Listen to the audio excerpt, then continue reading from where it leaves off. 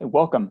My name is Zach Aird. I'm the education manager for United World Wrestling, and I'd just like to take an opportunity to thank everyone for being with us today. Certainly excited to have those of you that are on here. I know our numbers aren't quite as high as previous webinars, but certainly appreciate those of you that are attending today. To get started, our topic today will be on coaches' role in youth sports. And I think this is just a great topic for a couple of reasons. One, this is a great topic for maybe any of you who are just getting started in your coaching career, and you're investigating a little bit of what that role is, when you're coaching young athletes. And then I also think this is a great webinar for those of you that maybe have been coaching for a number of years and you just want some quick reminders and just some things to consider. And I know that as I was going through this, there's certainly things that, sometimes I forget some things, having coached for, over 20 years. And so I think there's just some great reminders in here as well. To get started, one of the first things I kind of like to do here is just get a quick poll as to where everybody is coming from, like where you're checking in at from. So if you could just, take 30 seconds here and indicate where you're checking in from.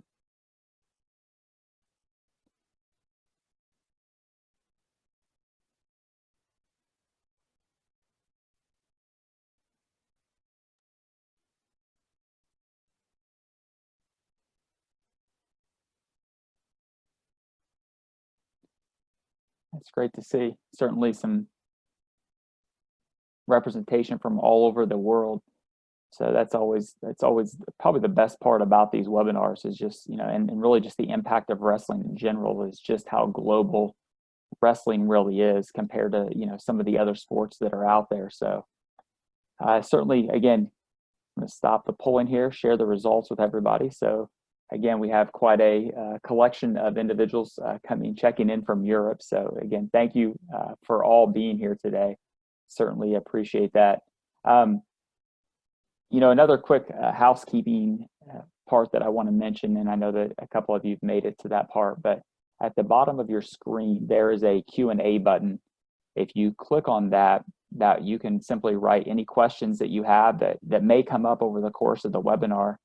And at the end of the webinar, after I've kind of gone through the presentation, I'll then take any questions that you may have regarding anything that was covered here with today. So please feel free to write those at any time. They don't have to all be at the end. You can certainly add those as we kind of go step by step as questions may come up. Next part, I really like this quote by Billy Graham. A coach will impact more young people in a year than the average person does in a lifetime. Think about, I'm going to make the assumption that many of you participated in sports, potentially wrestled as you were growing up. And think of a coach that had a significant positive impact on your life. Why did they? What was it about them that made it, a positive impact and something that you remember?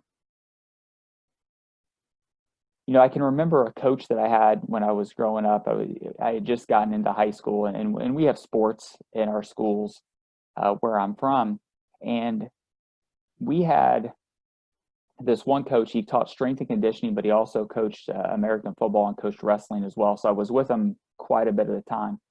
But the one thing I really remember about him is, one, I knew he always cared about us. He cared about the athletes. He cared about the kids that he coached.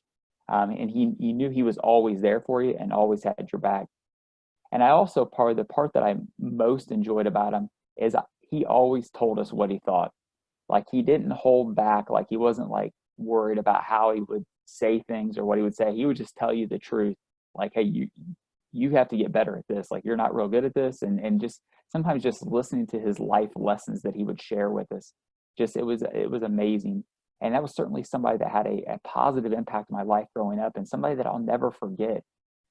But on the same sense, you probably can also think about a potential coach that you had that left a negative impact. And I think that's the one thing as coaches, I know, for example, when I went to university to play sports, like there was a coach that I had that, it really, I didn't enjoy it. Like, I didn't enjoy playing the sport, and I largely it's hard to attribute that to an individual, but certainly I think a coach has an impact that can cause kids to stop participating in sports. And certainly I think he was, one of the reasons why I stopped participating when I got to the university level after a couple of years, because I never thought that he cared about us. I never took time to build relationships with the athletes. It was really, he was just in it there for himself. And I think as coaches, we have to realize that we will always have an impact on our young athletes. Is it going to be positive? Is it going to be negative? That choice really is up to you, but you are going to have an impact, and that's important to know.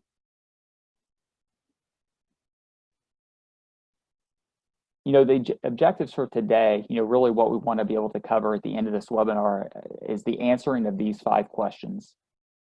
First question here is, what is the role of the coach and what are their guiding principles? So hopefully when we get done, you'll be able to answer that. Along with, why do children play sports and why do they quit sports? We're going to go through a little bit of data from previous studies that have been done as to why kids participate and why kids get out of sports. What are some different ways that we can make the environment more fun? A great question, especially when you're dealing with youth athletes. What are the different developmental stages of wrestlers? So we'll kind of look at that in terms of the long-term athlete development model. And then what are some important characteristics for each age group? So when you're coaching certain age groups, what can you expect behavior-wise out of those age groups? I think that's a really important part if you're a coach going through that. The next part, I really want to spend just a little bit of time here on this first question is, what is sports coaching?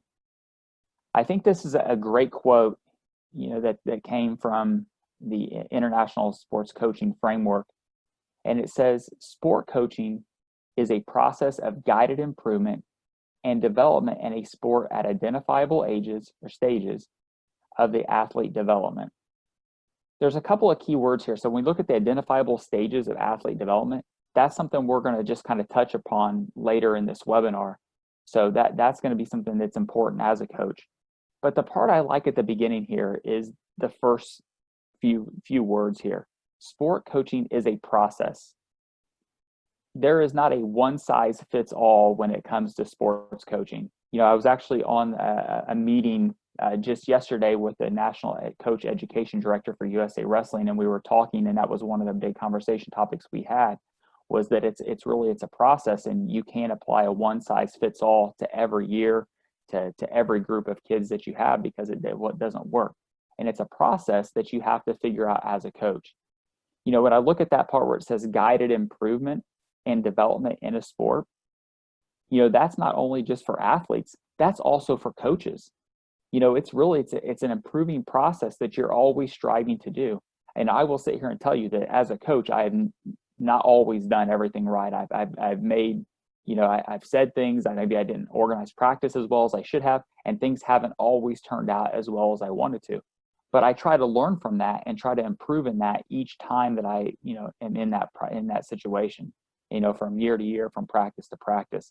So I think, when we think about sports coaching, we always think it's about developing the athlete. Well, it is about developing the athlete, but it's also about developing as a coach as well. So I think that's an important process and an important thought to keep in mind as you go through this.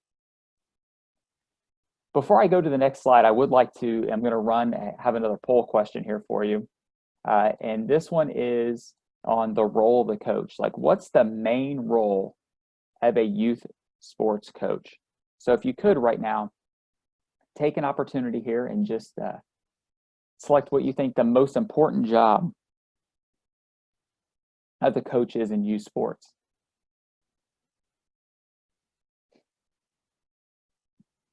Kind of give you about 30 seconds here to select an answer.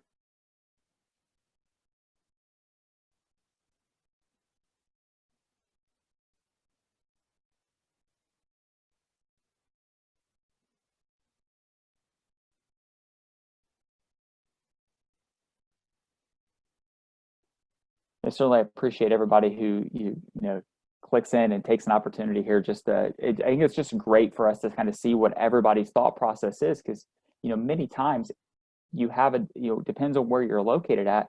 There's a different, I would say, expectation or a different way of coaching. And so here we have, as I share the results here, you can see that the number one job that was selected here was the safety of the athlete, followed by really a tie for second, third here in creating a positive environment and teaching skills. So I think that's a really great look at what we're about to cover, because the next thing that I want to go through here and look at is, what is the coach's role in youth sports? And I think all of you just hit the top three things that are required as a youth sports coach. Number one, probably it is the most important, in my opinion, the most important aspect of coaching is the safety of the athlete. And if you were with me on the webinar a couple of weeks ago on risk management, that was one thing we really spent a lot of time on, was how important safety is, as the role for the coach. So I think, that doesn't change. So we have to make sure we keep the athlete's safety in mind, whether it's technique, whether it's, it's not just physical, but also mental, and making sure that we have athlete safety in mind at all times. The second thing is, as all of you have mentioned as well, was having a positive environment. Such a critical aspect as a youth coach, of having that positive environment. And we'll look at ways in which you can make environments more positive. I can tell you, depending on what you do with that, really can have an impact on your retention of athletes. And then also, I think it's important as a coach's role is to have a good foundation of training. You have to be able to improve the skills of the athletes that you have and try to get them to higher developmental stages as you go. And you have to have a good training plan for that to happen. So these are kind of the main roles of a youth sports coach. And I would put safety as number one, followed by number two as a positive environment, and then number three as that good foundation of training. So I would rank those in order of importance, just as they're listed on that screen. Now the next part here is, what are some guiding principles that coaches must have in this position? I think the first one here that we have to look at is coaching competence. You have to be competent as a coach, which means you have to know the skills. You have to know how to work with young athletes. You have to know what stages those athletes are in. All those skills that are required with coaching, you have to be great at. You have to be able to introduce technique. You have to be able to give feedback. You have to, create that positive environment with enthusiasm. There's so many aspects of coaching competence that you have to have in this process, but that is one of those things you must have as a youth sports coach. The second one here is personal conduct. As a coach, you are a leader. Whether you want to be or not, you are a leader. So your conduct in all phases of your life is going to be pulled out, and those athletes are going to see that as a coach. I know in my position as a coach of 15 to 18-year-olds, how I behave, how I act, what I do, even whether it's in the practice room, outside, just in my normal day-to-day life, that is going to have an impact on my ability to do that job and do that job well. You have to be a role model for those athletes in all phases of your life. The next one is to learn and respect the rules. I think as a coach, it's so critical to take an opportunity to learn the rules the best that you can and then abide by them. Many times as coaches, I've been around the coaches like, oh yeah, I know the rules. I have this. And then you start going through things. And sometimes, maybe their perception of what they knew wasn't quite as accurate as what they thought. Particularly in freestyle and Greco-Roman, wrestling is such a dynamic sport that you really have to spend time studying the rules, and that will make you a better coach. And I would encourage you that we have a number of referee webinars and point scoring webinars, and the referee commission is about to start additional webinars on specific topics within the rules. You really want to check these out. I believe they begin next Monday. You definitely want to be in attendance if you're a coach looking to get to that next level. What a great opportunity to learn how they score the points. And the last one here, I think, is respect. And for coaches and referees, you really just have to establish that conduct that you have for how you deal with everybody, coaches, parents, referees. But you have to have respect for coaches you're coaching against or coaches within your own program. You also have to have respect for the referees. I know that, it's where I'm at right now in the United States, youth sports is such a it's so big. You know, it's its own business. It's a multi-billion-dollar business in youth sports. And the one thing that's starting to become more noticeable is the lack of referees that are there, because of the lack of respect and treatment between the parents, the coaches. You know, referees decide, you know what, this isn't worth it. Like, I'm not going to go and do this.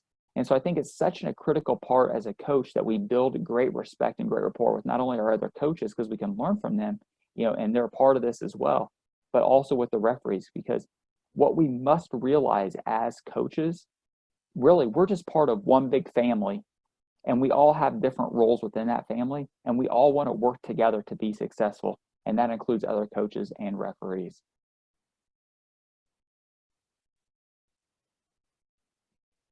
The next question I have is what do we really know about child participation in youth sports?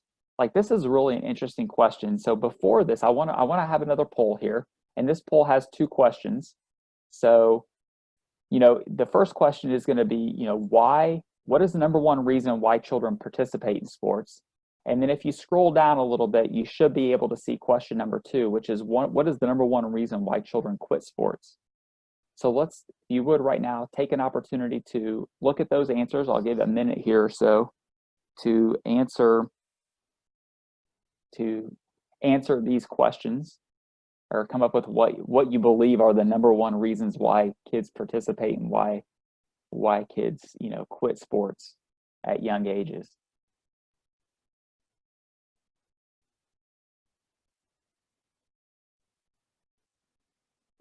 Again, and you should have 2 questions here. So the first question at the top is, you know, why, the number one reason why they play. And then at the bottom, if you scroll down a little bit on your screen, you should be able to get to the second question, I believe, or the number one reason why children quit sports. And I'll give you a couple minutes here just to be able to answer both of these questions.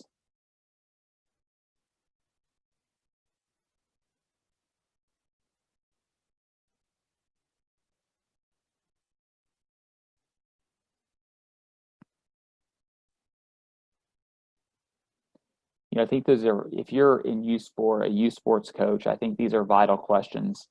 And I'm going to back this up here in a second with slides and data from research that's been done on these 2 particular things in general. So I think this is such a, you know, these are things you really want to consider. And sometimes when these things come out of you don't think about them as much. That's when, you know, I wouldn't say bad things can happen, but it doesn't go as well as it could. All right, so I'm going to end here and share the results. So here we go at the top. The number one reason why children play sports is to have fun. Bingo. You know, 70% of you said that. And so I'll go to the next slide here in a second. And then, you know, I'll reshare these again. What's the number one reason why children quit sports? And we have not having fun. So a very interesting part here, along with a mixture of other ones. So I'm going to, you know, stop sharing the results here for a second and put these back up in a minute. But let's go to that first question. Why do children play sports? You know, there were 2 studies done, one in 1988, and then this document to the right was published in 2017, so just a few years ago. And when we look at these 2 things, I think the number one thing we're going to see directly here is why children play sports is to have fun. And I think we have to keep that in mind as a coach. Why are they really there?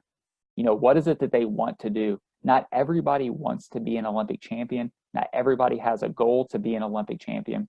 You know, what are they there for? And largely, kids play sports because they want to have fun.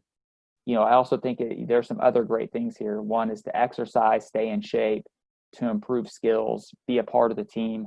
And I think, you know, what everybody selected here, you know, was exactly that. You know, it's to have fun. And I think we have to keep that in mind. The next one here is, why do children quit playing sports? And I think what you see here again is a study done in 1988 and another one that was done, and this article was published in 2013. And what you see here, I think, is really pretty much the same. kids stop playing sports largely because they don't have fun. Now, certainly there's other reasons why they may stop playing, but that number one reason is not having fun. And I'll be honest with you, like I took over a team a few years ago, about 4 years ago, and we came in and practices. We had a really good team, and practices were really difficult, but I'm pretty certain that it wasn't fun.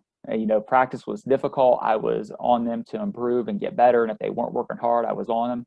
And as a result of that, the best kids, they stayed. But it was that middle wrestler that I really, we needed in years to come up. Maybe they weren't the person that was in our lineup then, but they were going to be the wrestler that was in our lineup in the next year or the year after. A few of those wrestlers decided not to come back. And I'm a firm believer, after reevaluating the whole time, there was things that I didn't do well enough as a coach to keep them around. And I think number one was it wasn't fun, and it wasn't their number one sport. So they're like, gosh, if I'm playing other sports and this isn't fun, why am I going to continue to do this? So I think we've got to keep these things in mind in this process. And I think all of you, when I look at, your results that you came here, you were right on it. This is why they stopped playing. And as a youth sports coach, we need to know this. This is important information for us.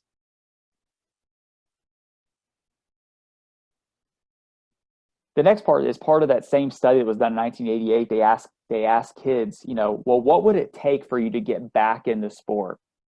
And the children listed, these were the 6 things that they selected as to why they would get back involved. So if they quit, how would you get them back involved?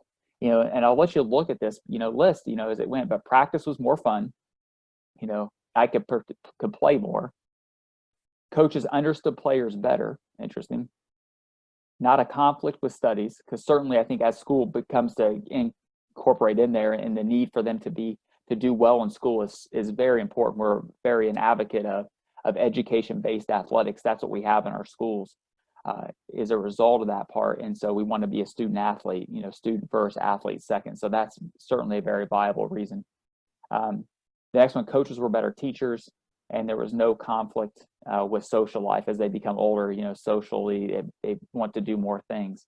But what I think is important about this, if you look at this list, 4 out of 6 of these are directly related to the coach. Directly related to the coach. Practices were more fun. That's the coach. The coach organizes the practice. Their enthusiasm, what they have, they bring to that. That's their responsibility, is to help make that a fun process.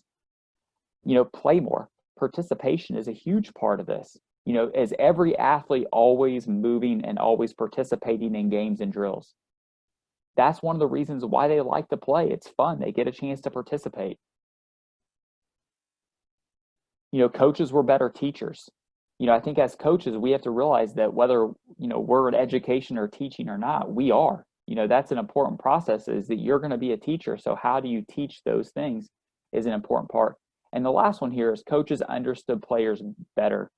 And I think one of the things we're going to look at here later in this webinar is the different stages within those groups. Like, those age groups is such an important part of this process. And when we talk about coach or better teachers, how we teach those kids is largely based on the developmental stage that they're in. So both of those topics we're going to cover in more detail. The one thing I want to do before we get to that part is I want to talk about, such an important part of how do we keep this fun, since that's the number one reason why children participate, and the number one reason why children quit is because it's not fun. So how can coaches make the environments more fun for the participants? So here are a few strategies that I would consider or you might want to consider. Number one, keep in mind that your attitude is contagious. Positive, negative, whatever it is, they're going to feed off of your attitude. So it's important for you as a coach to be happy and be enthusiastic. I can tell you, when I go into practice and training and I'm a little bit more excited, the kids feel that. The kids feel that. And I am a firm believer that they also take on the attitude of their coaches as well. So if you're happy, enthusiastic, you're going to be surrounded by children who have that same attitude. The next one here is, focusing on developing skills. As a youth coach, I think you have to have a good balance between challenge and learning. but certainly I think you want to always be looking at how do you develop those skills. The next one here is keep participants moving. Sports are fun if you get to participate. And nobody wants to go to practice and not participate, or go to practice and not be not be able to participate in competitions and whatnot. So I think it's important that you always, find a way for them to participate and constantly have them active at practice. That is certainly a huge part of when we structure and practices, is to be able to keep the athletes always moving and always engaged. I think another one here is to be creative with practice.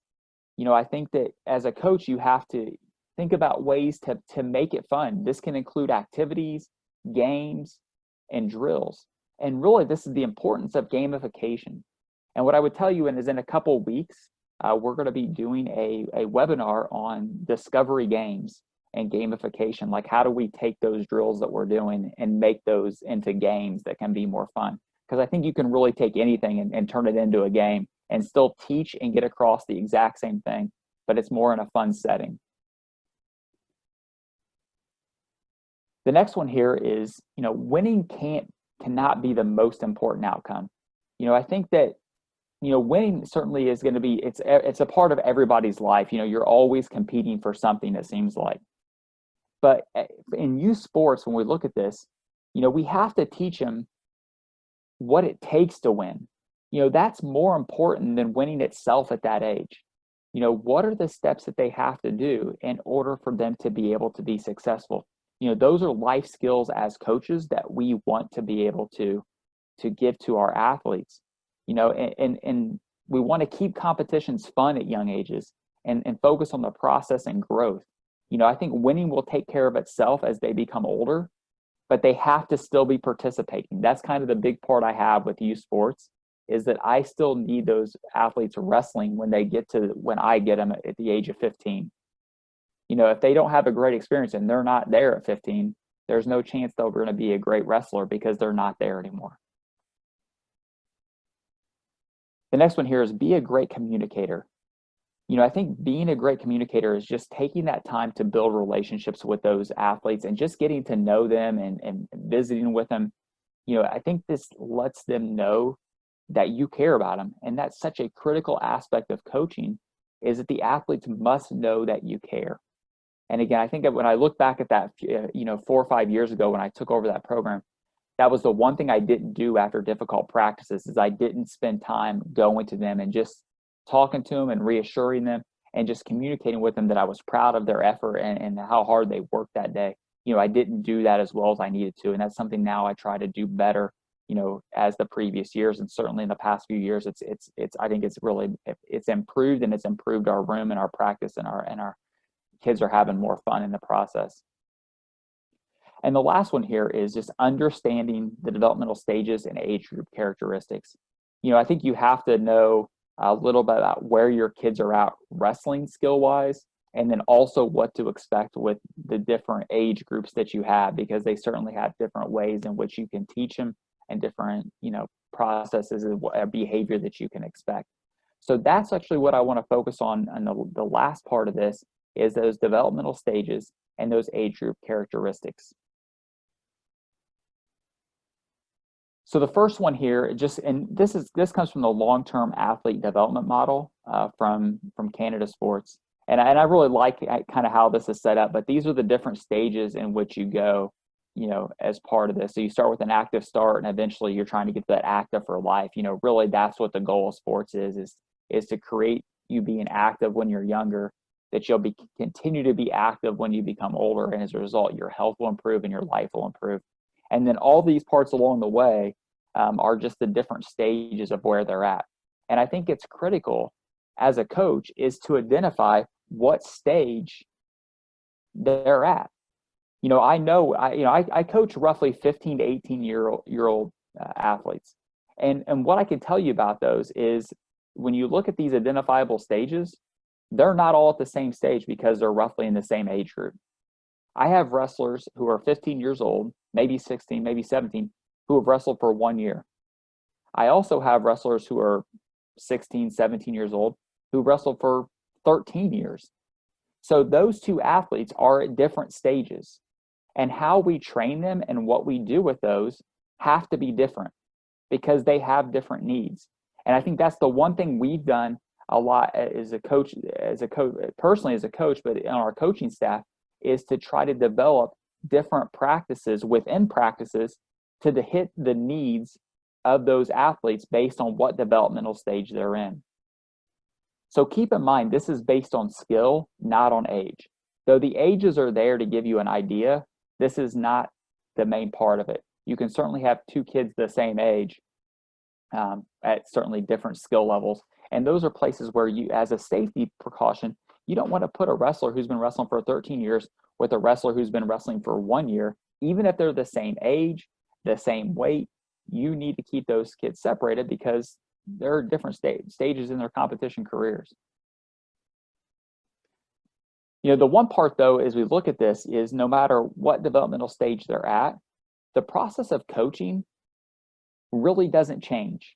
The process itself is independent of the stage because there's many techniques and strategies that coaches use are the same and it can be applied across different levels. Like your process of coaching shouldn't really be a whole lot different between the different stages. You know, what you're showing them and how you're going through that, it might be different, but your process of coaching is really going to be the same. You know, and to apply those strategies correctly, you know, the coach really has to know what type of behavior to expect from those different age groups. So that's what we're going to transition into now, is what can we expect from those age group characteristics? So we have our developmental stages based on our wrestling skills and our ability there. And then we also have to look at what can we expect out of our age groups, because certain age groups of kids have certain characteristics. And so we're going to see these, you know, whether this is behavioral, you know, their ability to learn, how they learn, how do we need to teach them? Those are largely based on ages, you know, not so much on developmental skills. So we have to kind of take both of them and blend them both together in this process. All right. So we're going to break our age group characteristics down into two groups. We're going to break it down into 7 to 11 and ages 12 to 18. And even within that 12 to 18, we're going to kind of split those in half. So we have our children and then we have our teens. You know, I think these pictures to the right are really kind of a good indication a little bit about, you know, how the difference between boys and girls and when they start to see the growth spurt. The line is when you start to see more growth. You know, certainly girls are going to mature at an earlier age than boys, but also kind of where they're at within these developmental stages. So you kind of see it in what skills are the focal points. So I think it's really important, you know, for us to understand, you know, the different groups that we're coaching. And certainly some age groups are going to have similar characteristics, you know, for attention, how they learn, and how they view the sport. And by understanding these concepts, coaches will be better prepared to facilitate a positive learning experience, which is, I think, what we all want in this process. So here's the first group, children age 7 to 11. This is the golden age of learning. You know, and I love this picture to the right. This was a study that was done by Harvard University in the Center for the Developing Child. And they kind of have a comparison here of the amount of effort it takes to make changes versus the brain's ability to change. When children are younger, they have the ability, their brains have the ability to change and think and grow so quickly in that process with little effort. And this is why it's the golden age of learning, because during this time frame is when they can really just absorb so much information and pick it up very quickly. And we also know that if you look at this graph, as you become older, your ability to change becomes more difficult. And I would imagine that many of us can think of somebody, you know, we say like, you know, it's hard to teach an old dog new tricks, because once we get set, you know, somebody who's got set in their ways, they're older and they are not changing for whatever reason. There's no chance they're going to change. And that's just because the change, when you become older, it requires a lot more effort in that process. But with this young age, gosh, they're rapidly changing as they go. The next one here is, you know, at this age group, you're going to see how that they're more impulsive. They react quickly to situations. So there's quick changes in sometimes in their behavior, and certainly this can lead to emotional outbursts and crying, during this process. And just when they struggle with something, you might see tears in the process. I have two children at the ages of right now of 8 and 11, and I would say my daughter is closer to the teen process in the 12 to 18 because she's close to, being to the next one. But I know for a fact when we are working through school and it gets difficult and they're trying and they're doing their best and they don't intentionally try to, but sometimes tears start to happen because they want to do well and maybe they're not getting it as well as they can, and boom, it can change immediately. Another part here is, they also have a desire for things to be fair. I think this is an important part of is to keep that in mind, is they want things to be fair for all. I know my son, if my daughter gets something that he doesn't, he's like, that's not fair. How come she gets to go do this with her friends and I don't get to go do this with my friends? And keep that in mind when you're setting up your drills, your activities and things that you have at practice, is making sure that encompassing that it's fair for all in this process. I think they also have a real respect for the rules, and they follow them closely in this process. Like if you tell them here's what the rules are, they're for the most part not deviating from the rules. Like, so if you give them something where you think, hey, they'll think about this and maybe take a different path. Well, if that's not laid out in the rules, they're probably not going to do that. So they follow those very closely. So keep in mind when you set the rules for the activities, what those rules are, because they're going to stick to them almost to the T.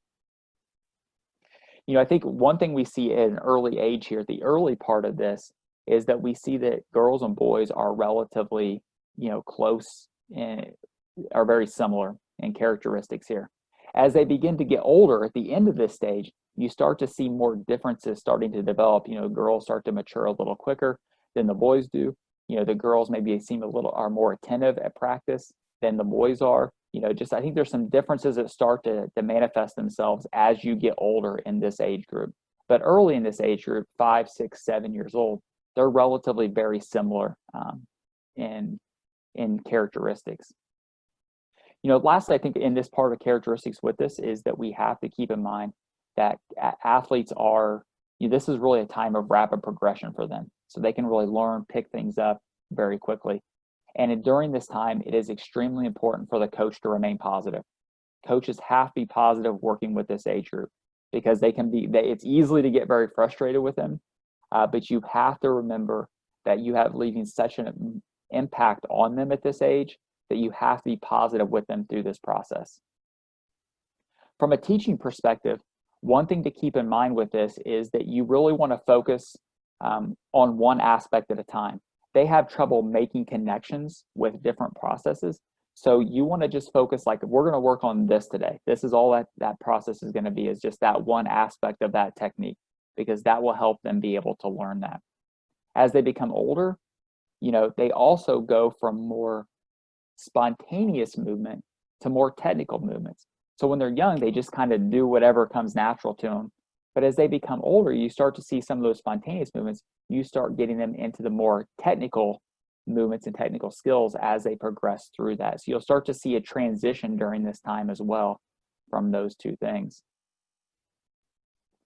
This group is also very competitive, and they like to play games. And so what a great opportunity to introduce games into the training process.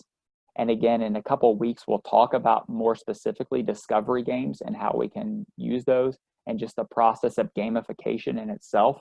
Like, how do we do that? So we'll look at those in more detail. Another important part, I think, here, especially with this age group, is demonstrations are great for starting. Like, you can explain to them what they need to do. It's probably best just to show them. Show them, here's what we're going to be doing. Make sure you indicate the key points, and then allow them to go try that. But I think you have to begin with the demonstration, because they don't think abstractly. They can't visualize what that is at this point. So it's important to have those as you go.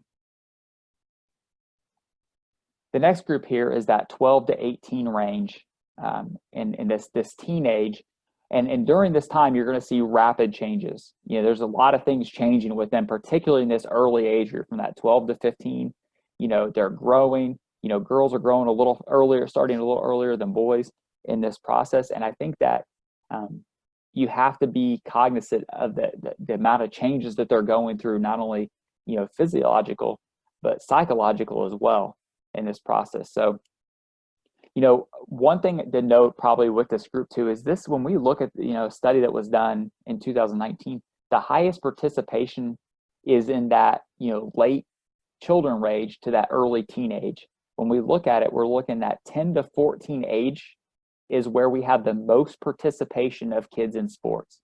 So what a great opportunity to know how they develop and what to expect out of them, so we can continue to increase those numbers as they become older. Because you can see on this chart that as they get to that, that's the highest participation rate.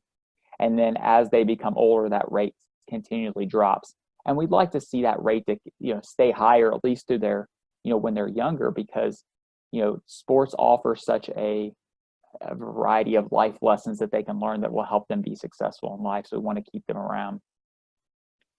But certainly during this time, you're going to see many physical and psychological changes, as I mentioned. There's going to be some variations in height and weight. And so as a result of that, sometimes kids become very clumsy. Like I've seen a number of athletes in this early teenage who grew really fast and who are not in control of their body. But don't worry. One day they're going to catch up to their body. And when they do, they're going to be really good. But you have to work through that difficult time, with them. They start to develop some logical and abstract thinking during this time. They can start visualizing what things are. I think you start seeing again more differences between the boys and the girls in the training. And if you're looking at a place of when should you start to separate those groups into having separate training, if you have enough participants, that's a great time to start doing that. Having a girls practice and having a boys practice, because they have different needs. They have different things that you need to consider in this process. And this is where you start to see more differences develop between them. This is also a very social time for them. Like they're having friends, they're visiting with their friends. I heard this on a webinar talking about, why girls actually quit sports, and sometimes, because they quit at a higher rate than the boys do. And one of the things they talked about was at the beginning of practice, like sometimes when you're doing warm-ups, the warm-up for the boys is to get them ready to participate. But the warm-up for the girls really is just maybe a couple laps and allow them to socialize. That's an important part of their age group and their characteristic that you need to make sure you keep in mind as a coach. And certainly during this time, I think coaches have to be more understanding and more sensitive to these needs of these athletes. 15 to 18, they hit that into that teen range. This is when I typically are seeing most of my athletes, and they're almost fully developed. They're able to think it out, logically, abstractly. You can put them through different scenarios. You can give them different challenges, and they can work themselves through that a little bit better. They're also more independent and better communicators. So you can have more conversations with them and ask a lot more questions, and you'll get better answers in that process.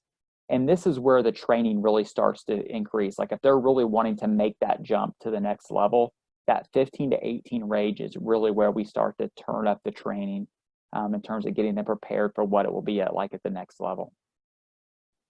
And the last part here is just the teaching approach for this age group. With this age group, it's really good to give them some situations and allow them to produce their own solutions. Like start them in a scenario, like a wrestling, like you're going to start them in this position, and then let them figure out their own solution to be successful. And as a coach, you can help guide them along the way. But it's important for them to start developing their own thought process in terms of how they're going to solve this. Early in this group, you focus on participation and skill development. Later in this, you begin to teach techniques in a series. I can tell you with the 15 and 18, or one of the things that we do with some of our higher level wrestlers is we spend a lot of time on chain techniques. Like we have our setup for our attack. So we have a setup, then we have our attack. If we don't get that, we have a transition. We're transitioning right to the next part. And then we have another attack. Then we have a transition to another attack. So as they become later in this, you can start developing those in a series or a chain series. They also have the ability to learn more complex technical and tactical approaches, like what are the skills and what are the strategies to be successful. They start developing more complex process in that, for the setups to the attacks, and what you have to do become more complex. This is also often a time where they're competing a little bit more regularly, and this is a great time to use those performances to evaluate them and then give them feedback. I know personally with the group of kids we have, we record every competition that we have at our school that our kids compete in, and then we're able to go back and watch the film on those matches and then be able to give them feedback directly on things that they did well and things we want to work on and things we want them to improve in. So it's a good time to start implementing that into the process, because it's always great to see yourself if you can record those. And that could even be on your phone for that matter. You can go back, record it on your phone, go back and watch it later. And lastly here, as a coach, I think you have to be a strong leader in this process. There's a lot of things that come up. There's a lot of changes going on, and you have to be able to navigate a lot of things. So you have to be a strong leader and really build your leadership skills here. And one thing that's important here is that in this process that you're always fair and you're consistent in your behavior. Because once they know what to expect, they will reach those expectations. They will get to those expectations. But if you're not fair and you're not consistent with how you handle things, then they don't know what to expect. So it's hard for them to be able to really grow to the level that they have. So these are just, some of the important parts. I think when we look at youth coaching, certainly this is a huge, there's a lot of aspects in this that are important. And so we just wanted to be able to give you some things today just to kind of, let you think about this a little bit in terms of what to expect with the age groups, like what should you expect behavior and what's the best way to teach them. And then also, what developmental stage are they at? Based on where they're at, we have to adjust the skills. Again, this is not a one size fits all approach. So now if anybody has any questions, I thought I saw a few questions that have came up, so I will, take a look at these questions and kind of go.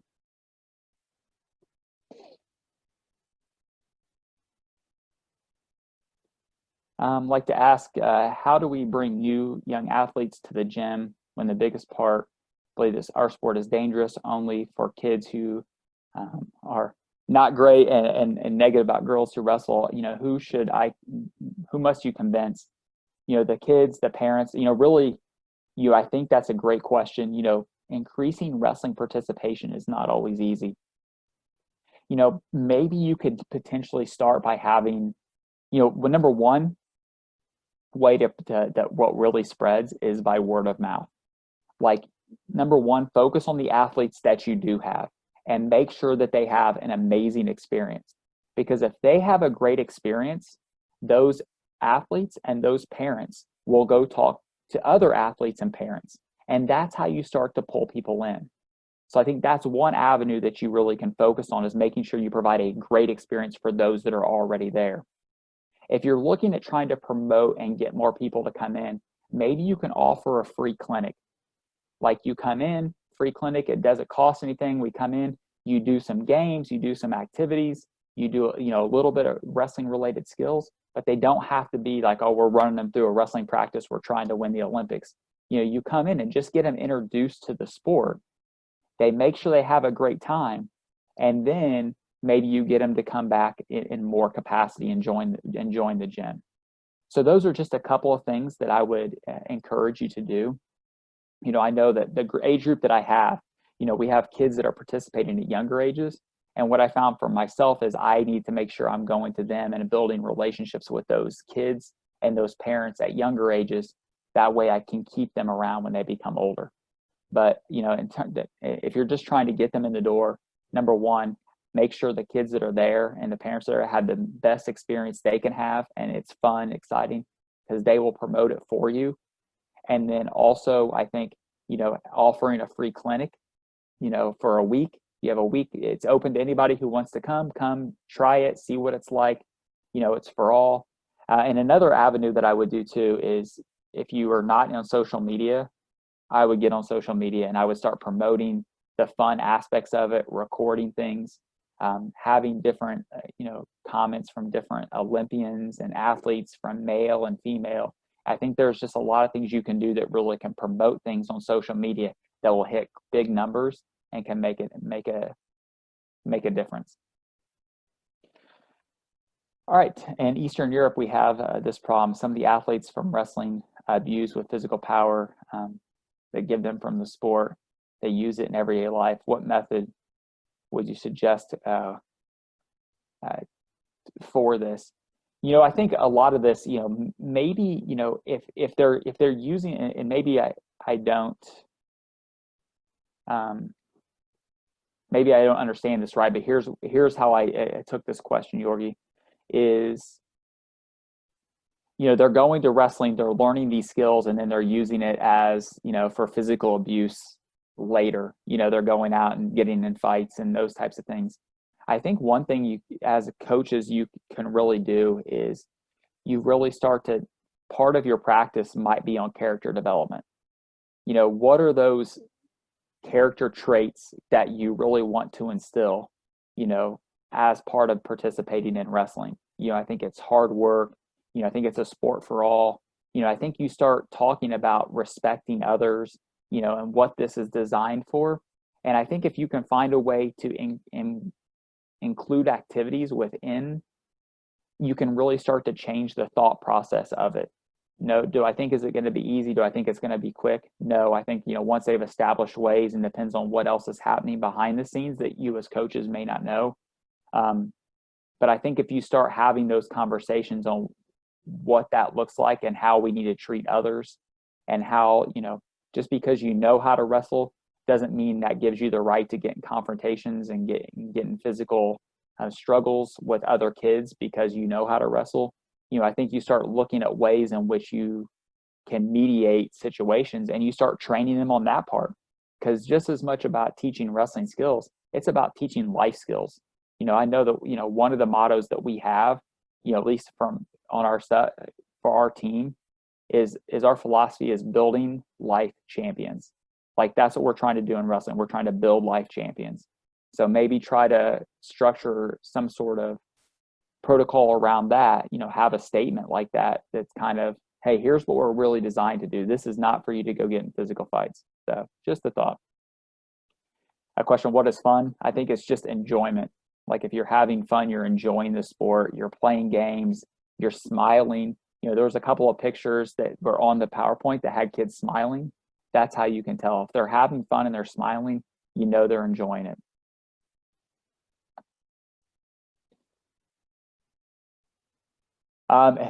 So in terms of translating this in a written lecture, certainly you're more than welcome. If you email me, I will gladly send this presentation to you, and you can translate that into Arabic. That's not a problem. What I can tell you is I probably can't translate this entire presentation and video into that part, but it will be loaded up into YouTube and will be on our education platform. And I know that sometimes YouTube has a way to translate other languages across the bottom when it goes. So that might be helpful, or just have somebody listen and translate it as they go. But I'll be more than glad to share this presentation with you if you just contact me after this is done.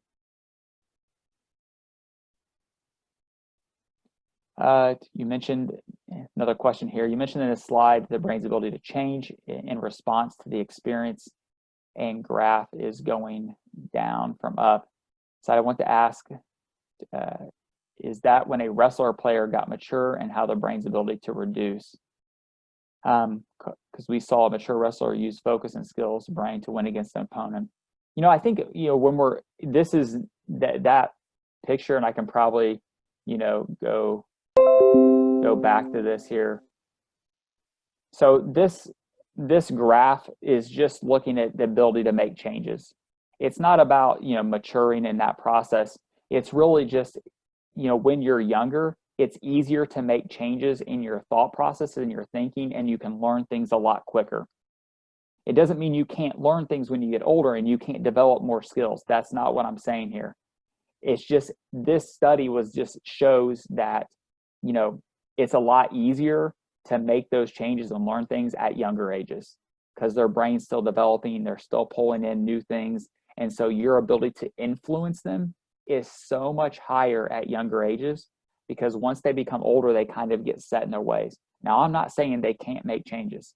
They absolutely can. And you mentioned, Kyle Snyder in this. Kyle Snyder just made a change. He left the Ohio State Wrestling, Ohio RTC program to go to the Nittany Lion, where Penn State and Cael Sanderson are at, to train there, because he wanted to make a change in his training.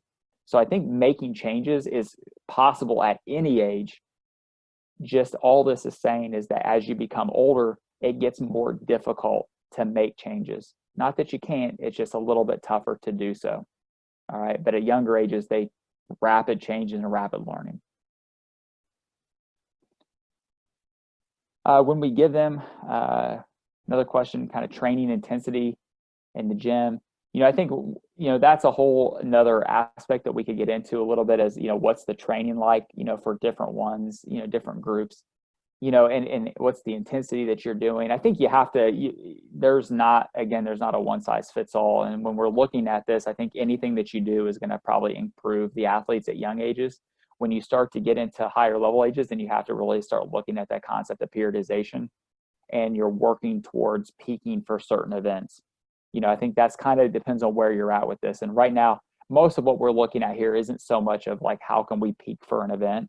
Because that's a whole nother webinar that will probably come down the road, as right now we're working on that process for our web content.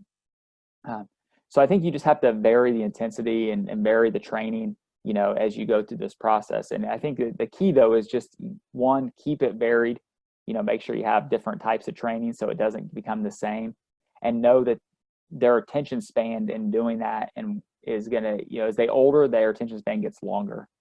The younger they are, you have to have a lot of changes, and it's always important to make sure that they're enjoying the sport in the process.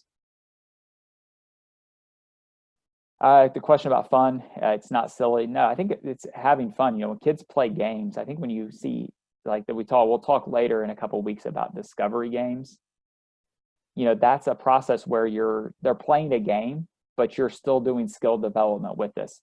And I think that it's not, sometimes there's a need, it's okay for them to be silly. It's okay for them to have fun. Then you have to be able to pull them back in and then get them back on task. And I think as a coach, the better job you do at planning, your transitions from one thing to the next is so important. So I think, you have to still, when I say in having fun, it doesn't mean every practice the kids I have are going to have fun. Like, that's just not the process. But at young ages, that's important. Because if you want those athletes to still be around, they have to have fun. I can give you multiple examples from here of kids who were really, they were pushed really hard when they were 7 years old and 8 years old, and they were really good wrestlers at 8 years old. The problem is when they turned 15 and 16, they stopped wrestling. So I think there's a fine line in there. We can say, they're having fun. It's not meant to, like, they're just silly, they're running around, they're doing crazy. But sometimes you got to have some games where they are that. That's the age group of kid. And if you go back to their, these different age groups and what to expect, you can structure different things based on that. So I think that's some things to keep in mind in that process.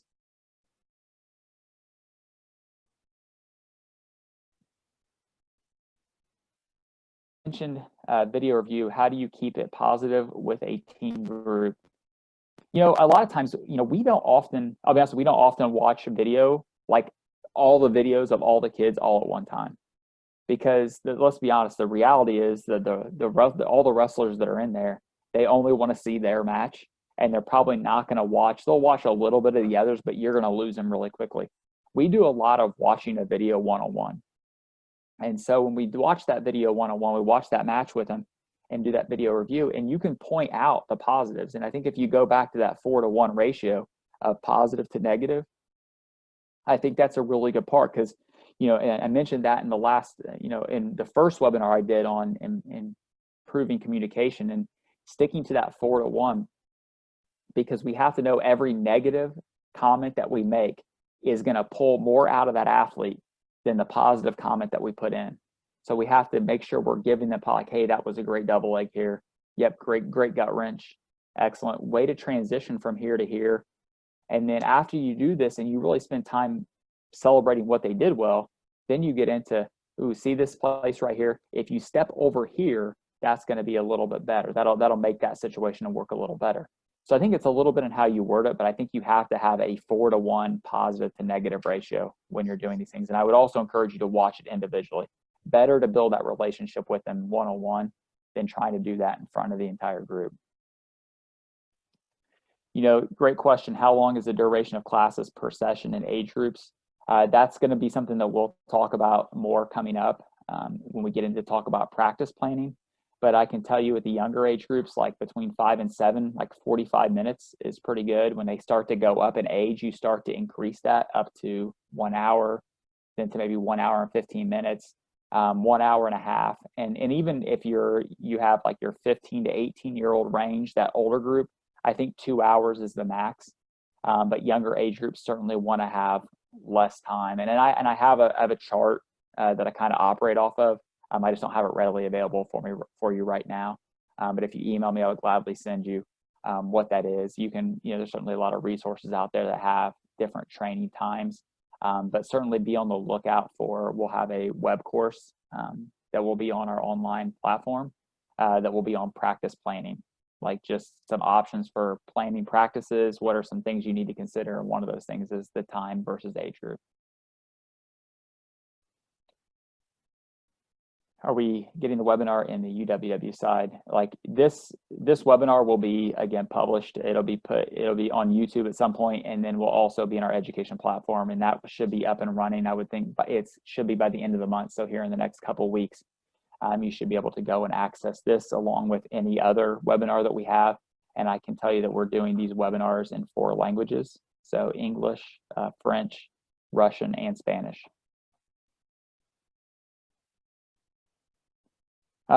Development stages, we have active start, mostly focusing on fun. So what other sports we can include in training sessions? I think you can do anything you want in the training sessions. One thing that we're also going to have on our education platform is something called Wrestle for Fun. And it's going to be essentially 75 practice plans on 5 different developmental stages, starting with stage 1, which is that active start. And literally it's just, here's some different games, here's some different activities. Here's the skills that they're learning in that process. And there's 15 of them in a row, that kind of work off them. So I would encourage you when that's available to go access that as a resource, but as an active start, you're really just getting kids involved in wrestling and getting involved in the sport in general. So anything that you can do that has crossover skills is really a great opportunity. And there's certainly a lot of games and activities that you can play. I know USA Wrestling has on their core curriculum has games and drills, and you can go find a variety of these for different age groups. Just a few more here because I know we're kind of over that 1 hour mark. So I'm just going to hit a couple of them. Sometimes teaching games for understanding does not have proper transfer wrestling skills.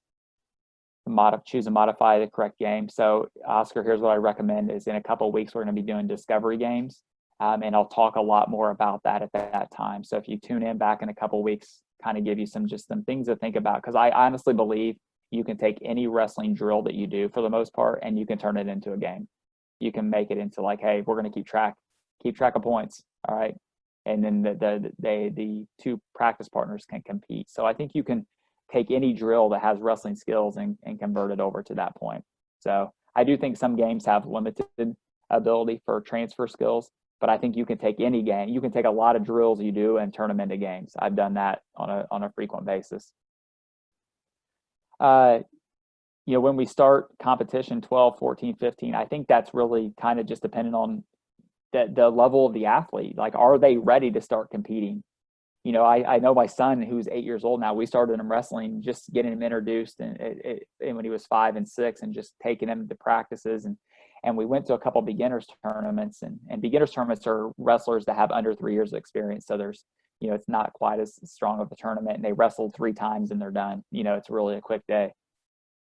But what I can tell you is he wasn't ready. And as a result of that, we took him, and it didn't go well. And he's not wrestling. Right now he's playing some other sports. He's playing basketball. He does soccer. So he's involved in some other things, which is great. But maybe we started them too early. So I think you have to look at the developmental stage of those athletes. And as long as you keep making sure that they have fun in that process, they'll continue to want to participate. And then I know when things start to become more serious for us, at least in the States, at around 12 to 14 is when we start to see that increase in level of participation. Last one here that I'll take here is which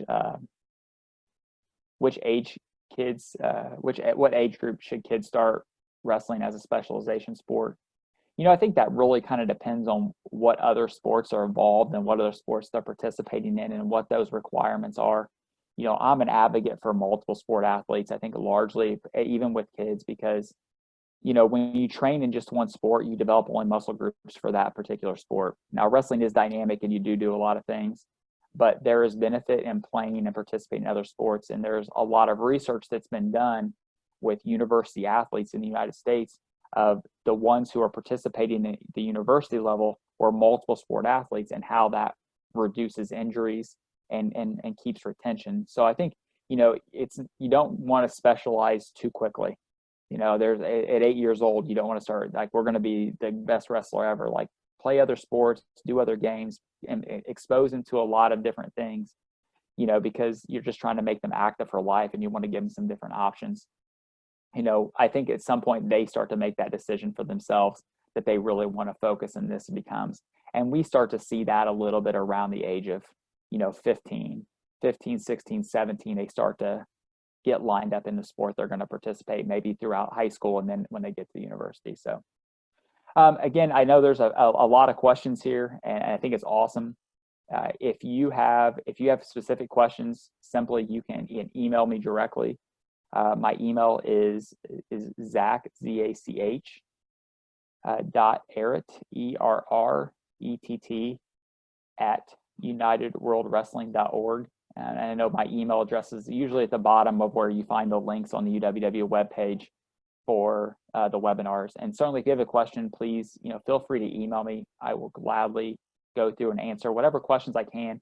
Certainly I'm giving you a little bit of opinion just from, my experience in this process of what I've been through and what I, just in the last 20 years of coaching. And so, but I'll gladly, give you, answers to your questions if you have some as you go.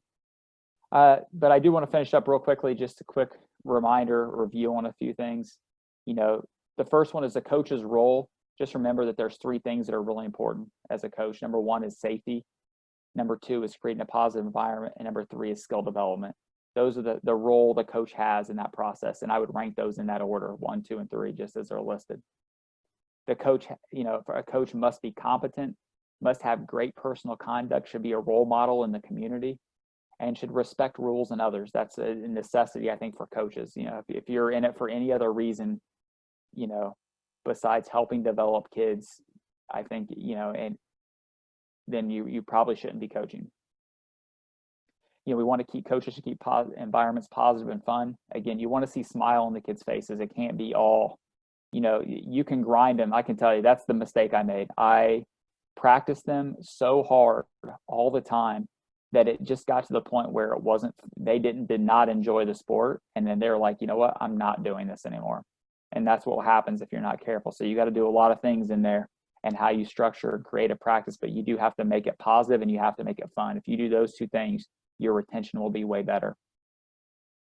You do have to identify your developmental stages and then gear your practices towards those levels of those kids. And you may have multiple levels within one practice.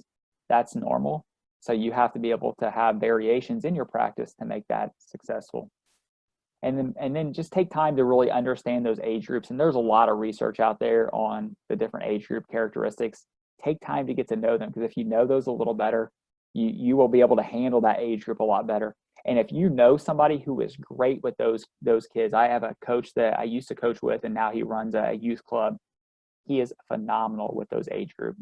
And I would, like he just relates to that, between 5 and 12, he is awesome, much better than I am. I'm better equipped for the 15 to 18-year-olds, which is where I spend most of my time with, so if you can find coaches that have that ability within your clubs that can coach those age groups, get them on board, because they're going to be great. Lastly, I want to finish with a quick quote, from Magic Johnson, who played basketball for the Lakers, but I thought this was an excellent quote. All kids need is a little help, a little hope, and somebody that believes in them. And I think that's ultimately what our job and our role as a coach is, to give them a little give them a little help, teach them along the way, make sure that you believe in them, and indicate that they can go do and accomplish those things. And you do that, you're going to see them really grow and just flourish and enjoy the sport and be lifelong participants and come back someday and and be coaches later in their life. Maybe they won't be Olympic champions, but they'll come back and be youth coaches and help give back to the sport. So again, I just like to thank everybody for being with us today. I certainly appreciate it. And again, if you have any questions, please feel free to reach out to me online, and I will gladly get back to you as soon as possible. So thanks again.